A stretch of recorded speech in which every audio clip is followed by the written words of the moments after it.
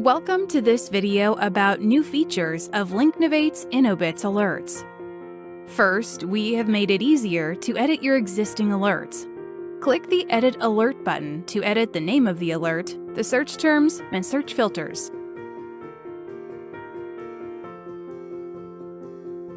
The second new feature we want to show you should improve your experience when organizing and structuring search results and news from your InnoBits alerts. All results produced by your alerts can now be tagged individually. For example, you might find that this search result contains relevant information for your colleagues in business development. Earmark it with the tag Business Dev. The tags are customizable. Here, we might have found something relevant for our colleague, Charlie. You can also filter by tag and watch only those news and search results that you gave a certain tag before. We hope that these new features increase your comfort and efficiency when using our Linknovate platform.